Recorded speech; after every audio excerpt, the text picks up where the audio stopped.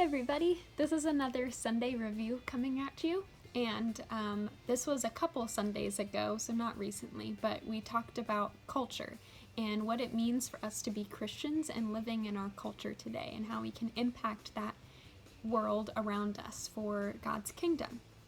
The Bible uses the phrase the world to talk about the culture we find ourselves living in.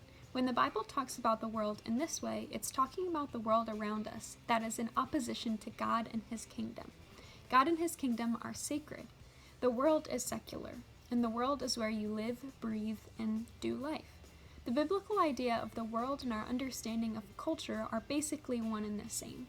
We interact with the culture around us, most commonly through media, such as movies, magazines, TV, the internet, and social network systems. You interact with each of these every day, consuming so much of our culture's values and characteristics. And we talked about how that impact of the world through the media, through magazines, TV, things that we hear at school, even in our homes and communities, and how that can be in tension with our faith and what Jesus wants us to value. And so we talked about kingdom messages versus the world messages. We had like two pillars and different phrases that we may hear and how that relates to the world and then the kingdom. Talked about one phrase, which was to earn money and be successful brings happiness. And we know that that is a worldly message, that we should be rich and successful and have a great job, and that's how we're going to be happy. Yes, those things are good, but in God's kingdom, He wants us to give to the needy and help the poor and the widows and the orphans, and to give abundantly, and that it's hard to enter into the kingdom of God when you are rich or so concerned with money and are greedy. So those are two messages that we receive in the world and then also in God's kingdom. Another thing is that the world may say appearance is everything, and how you look on the outside is going to determine your worth.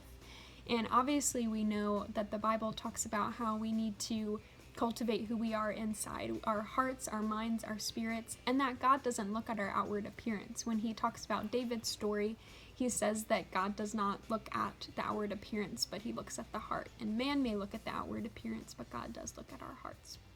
So that's another message.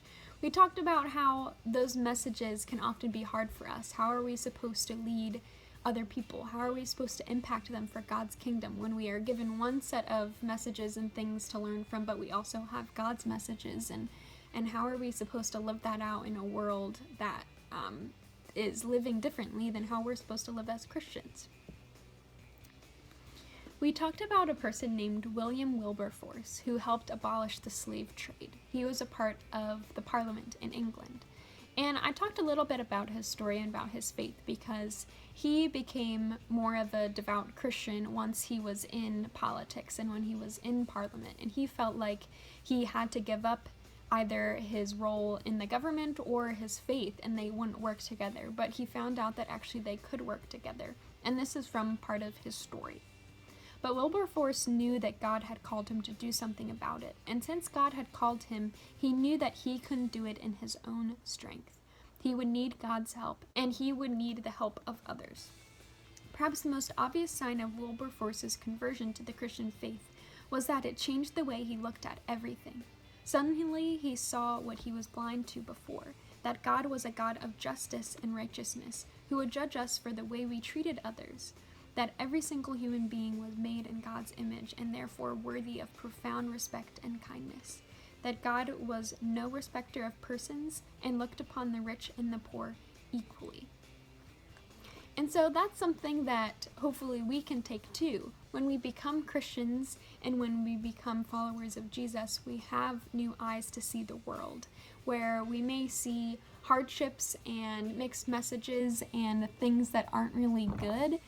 God will give us compassion to see those things, and mercy and grace, so that we can see the world through a different lens, and that we can focus on God's kingdom and set our minds on things above rather than the things that the world sets their minds on. We're always going to be in tension with our culture, but that doesn't mean it needs to influence in a negative way. We can influence the world around us. We can be a light in the darkness, and we can share the love of Christ to people around us every single day of our lives, which is a huge, huge blessing and commitment and responsibility. And for a better example of how we can live in this world and be countercultural, you can explore the Gospels, the different parables, and the way that Jesus lived, because he is the ultimate example for how we can live counterculturally. Thank you so much for tuning in to this Sunday Review.